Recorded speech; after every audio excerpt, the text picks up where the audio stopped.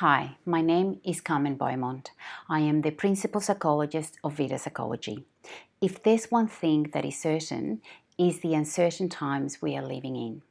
This uncertainty, as you are aware, often results in not only stress, but also anxiety and other mental health issues, as well as an exacerbation of medical conditions. Sure, we love helping others, but in times like these, even the best of us are at risk of experiencing burnout. You, the family doctors, nurses, and allied health workers, for instance, are at the cold phase of the COVID-19 pandemic. This means potentially increasing demands to those already placed on you prior to COVID-19.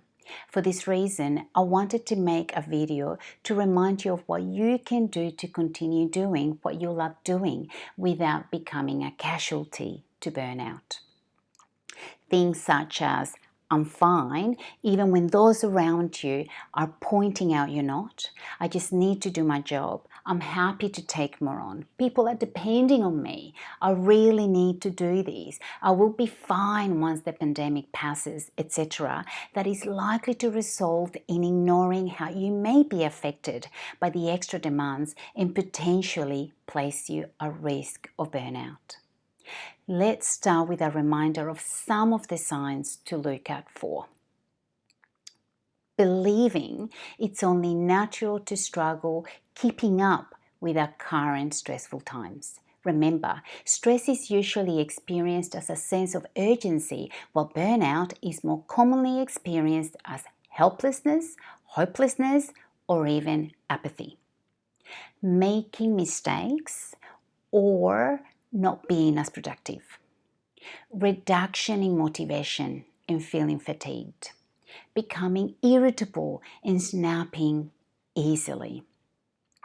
Some of the things you can do to avoid burnout are setting realistic expectations. Be mindful of the expectations you place on yourself.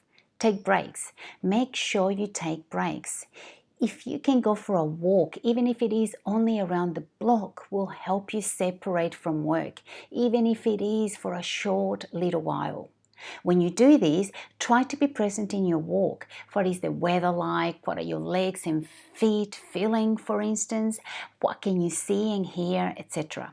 If you can't, take time to make yourself a cup of tea and make it a real experience by savoring it and enjoying it. Interact with others at work. Make a point to interact with those at work, even if it is only for a few minutes, but try not to talk about work or COVID-19. Use this as an opportunity to connect with those around you. Be mindful of the I'm just going to do one more thing.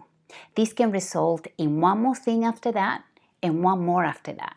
This in turn can result in feeling you're inadequate and that there's still a lot to do and a sense of overwhelm. Reduce substances overuse such as alcohol and caffeine. Have a balanced diet. Increase exercise. Tap into outlets. Outlets are important in reducing stress.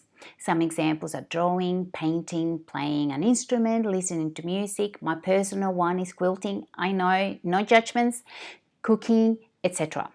Remind yourself of what's positive in your life. Write it on a post-it note and stick it on your fridge or somewhere you'll see it daily. Work at a reasonable pace. Don't rush. Engage in self-care activities daily. Take time to meditate, do yoga, engage in relaxation techniques. These are what I call food for your mind.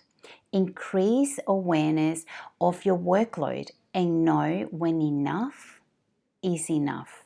Remember, not addressing burnout can result in poor physical health, reduced job satisfaction, and depression.